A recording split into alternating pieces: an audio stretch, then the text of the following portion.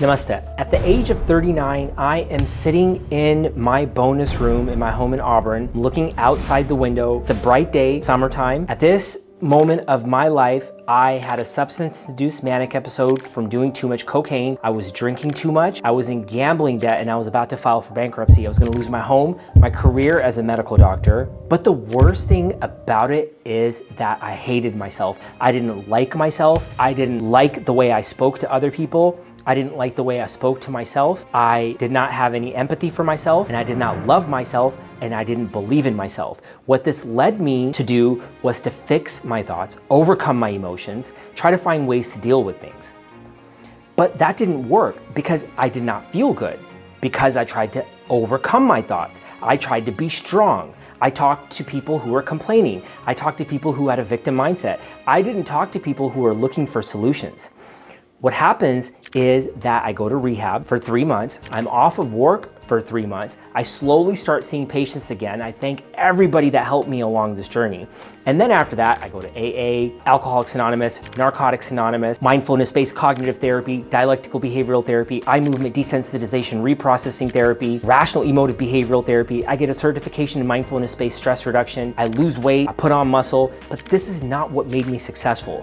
What made me successful is writing my thoughts down, accepting my awareness, communicating compassionately to myself by taking action steps, keeping promises to myself, keeping promises that I make to myself, understanding myself and telling myself that if I can do it before, I can do it again.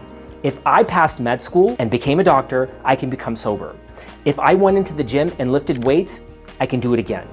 If I went into therapy before, I can do it again. What I'm doing here is I'm motivating myself. I'm inspiring myself. I'm relying on myself. I'm accepting myself. I'm believing in my limitations, and I'm approaching life with a beginner's mindset. I'm not communicating with myself with judgment anymore. I'm not saying anything bad about myself, and there in turn, I'm not saying anything bad to other people.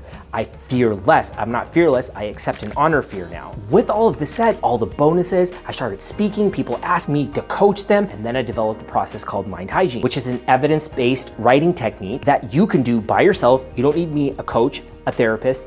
You just need to figure out ways to believe in yourself and to do these things on a regular and consistent basis for the rest of your life. You can never stop. You don't want to have these memories of when you were younger, people did something to you, people said something to you, and then you resent yourself, you resent others, you choose the path of least resistance, you start drinking, you start smoking, drugging, maybe gambling, eating bad, path of least resistance. You will end up in hospitals, medications, therapists, doctors, which you may not want. I don't want what happened to me to happen to other people. Wherever you are in your life, you have time. The only thing that's holding you back is yourself and the limitations that you place on yourself. If you say you can't, you won't, you don't, and you talk to people, look for external validation, you will not be able to rely on yourself. You will not be able to believe in yourself. If you want to have good life experiences, it starts with you loving yourself first. And what this means is that you have to understand why is it that you judge yourself. I had to understand why is it that I have low self-esteem? Why is it that I have low confidence? Why is it that I need to rely on somebody else? Why is it that I want to fix my emotions? I didn't just get up. When I went to rehab, I wanted to know what it's going to take for me to keep my medical career. My mom was living with me at the time. I needed to take care of her. I needed to figure it out, and I needed to figure it out very quickly. What I realized as I started writing more and more and more, I understood who I was. I was like, I have low self-esteem. I have low confidence. I'm stupid. Let me write something about this. And I wrote a book called The Dumb Doctor. But when I started loving myself, my life experiences started getting better. And it starts with writing for 1 second every 90 minutes for the rest of your life. Accept yourself, be compassionate to yourself, and understand why you love yourself. And when you believe in yourself and you believe in your limitations, you can do anything that you put your mind to. Namaste.